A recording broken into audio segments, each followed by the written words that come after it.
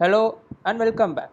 In the previous video, I gave an introduction to this chapter called Haloalkanes and Haloarenes. I talked about several ways of classifying them, the nomenclature, and I also touched upon the nature of this carbon halogen bond. In this video, we will look into some methods of preparing them. So the first source we have is alcohols. Then we will take hydrocarbons and prepare these compounds by various reactions. Then we will see a special technique called halogen exchange to prepare fluorides and iodides specifically. So let's get started. Let's prepare them using alcohols. I take an alcohol ROH and add it to HCl in presence of anhydrous zinc chloride, which is called as Lucas reagent, and I get RCl along with water. I can make it react with NaBr in presence of sulfuric acid to get an alkyl bromide. Another reagent that we have is phosphorus trihalide, where the halogen can be either chlorine or bromine, and I get 3 moles of alkyl halide and H3PO3. We can also take phosphorus pentachloride to get the corresponding alkyl chloride along with POCl3 and HCl. Okay, let's look into one more reagent, that is red phosphorus in presence of the halogen gas itself. Here the halogen is bromine or iodine. We again get 3 moles of RX and H3PO3. Last but not the least and most important method is SOCl2 in the presence of pyridine. We get alkyl chloride with some byproducts.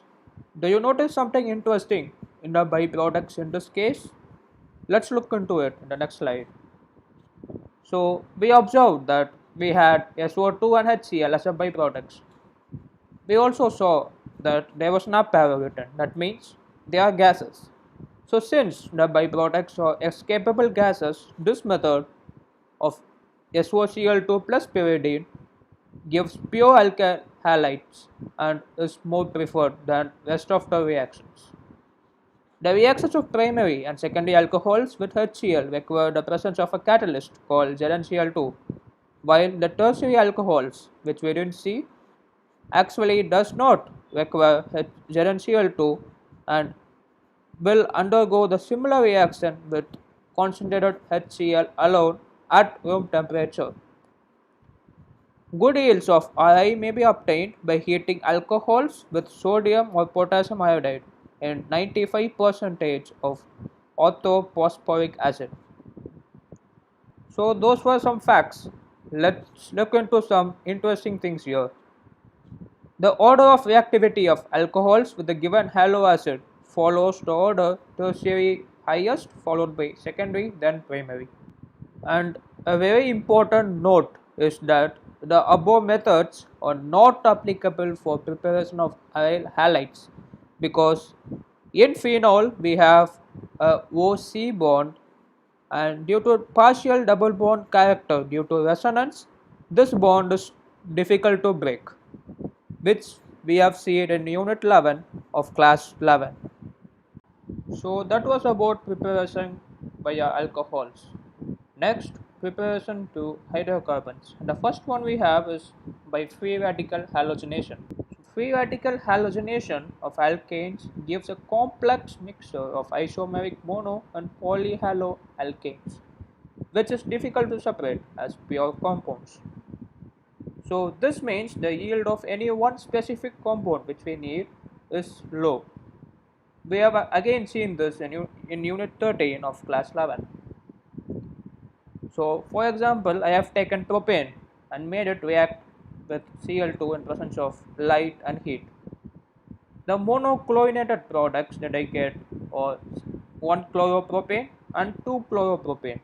In fact, you can also get di, tri or polysubstituted chloroalkanes for that matter. Another point to note here is that you can get all possible positional isomers of these compounds, that is, you shift Cl in all possible positions possible. Next, we will look into preparation via electrophilic substitution. And these methods are specific for aryl chlorides and bromides, which can be prepared by treating the respective aryds with chlorine and bromine respectively in the presence of a Lewis acid catalyst like iron chloride or aluminum trichloride. For example, I take toluene, make it react with iron in presence of X2 in dark. I get ortho-halotoluene and para-halotoluene. The ortho and para isomers can easily be separated because of the large difference in the melting point. Reactions with iodine are reversible in nature and require the presence of an oxidizing agent like HNO3 to oxidize the HI formed during iodination. Further, fluorocompounds are not prepared by this method because of high reactivity of fluorine. So that's about electrophilic substitution. Now let's look into another important method called Sandmeyer's reaction. This method requires primary aromatic amine as source. We take this primary aromatic amine first, dissolve it or suspend it in a cold aqueous mineral acid like HNO2 and then treat it with sodium nitrate. We get a compound called diazonium salt. So here is an primary amine. We treat it with NaNO2 and HX in 0 to 5 degrees Celsius. We get this compound that is called benzene diazonium halide, that is C6H5N2 plus X minus. So mixing the solution of freshly prepared diazonium salt with cuprous chloride or cuprous bromide results in the replacement of diazonium group by Cl or Br. So this is the diazonium salt that we have prepared in the previous reaction. I make it react with Cu2x2 where X is either Cl or bromine, and I get the corresponding aryl halide. So this is all about Sandmeyer's reaction. Before concluding, let's look into some facts. The replacement of diazonium salt by iodine does not require the presence of cuprous halide and is done simply by shaking the diazonium salt with potassium iodide. For example, like this. Next, we will look into alkenes and first addition of hydrogen halide. An alkene is converted to corresponding alkyl halide by reaction with hydrogen chloride, hydrogen bromide or hydrogen iodide. For example, I take propanene, make it react with hydrogen iodide, I get 1 iodo-propane and 2 iodo-propane. We have seen Markovnikov addition rule in unit 13 of class 11. So according to this rule, only one of them is a major product, and that is the 2-iodo-propane.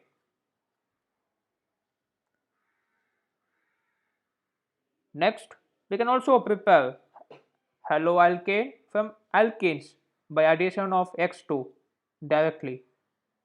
Addition of Br2 in CCl4 to an alkene resulting in discharge of reddish brown color of bromine constitutes an important method for detection of double bond in a molecule.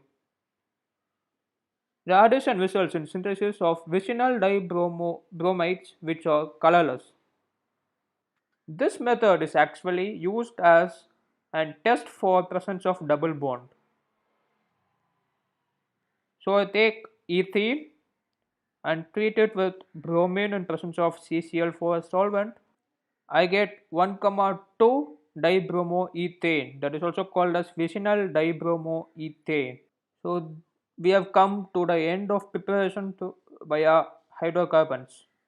Next in line is halogen exchange, that's a last method. And first among them is Finkelstein reaction, that is specific for preparation of alkyl iodides, which are prepared by treating alkyl chlorides or alkyl bromides with sodium iodide in dry acetone. I will talk about the use of dry acetone in a minute. and this is called Finkelstein reaction, and then we have the reaction over here. And notice that we have a byproduct here that is called sodium halide, that's a salt. So this NaCl or NaBr thus formed is precipitated by diacetone. That's why we use diacetone and we get pure alkyl iodide either. So next is Schwarz reaction. It is specific for preparation of alkyl fluids and it's the best method to prepare alkyl fluids either. And this is done by again taking alkyl chloride or bromide in presence of metallic fluids such as AgF, Hg2F2, etc. And this reaction is called Schwarz reaction. For example, I take methyl bromide and treat it with AgF. I get fluoromethane with AgBr salt. So let's solve some questions now. So first we have these two questions. Please feel free to pause the video if required.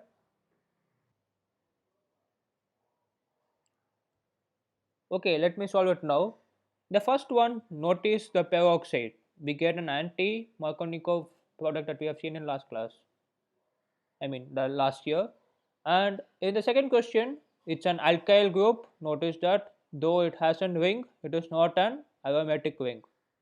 So we get normal replacement of OH group with chlorine and we get a chlorocyclohexane. And two more questions.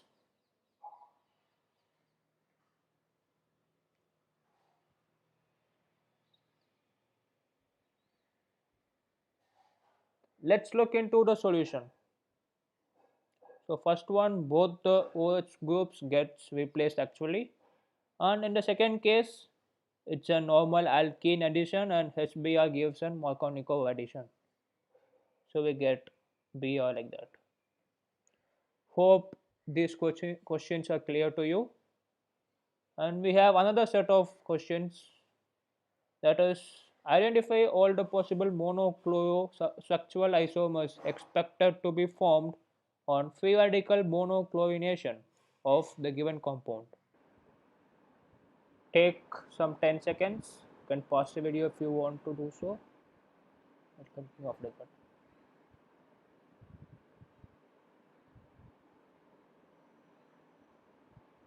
Okay, let's look into the solution. So I got a compound again and I notice that chlorine can get attached to any of these positions. The last two positions that I have marked star are equivalent. This means we have four possible isomers, which I will draw now. 1, 2, 3 and 4. So yeah, we have four possible isomers.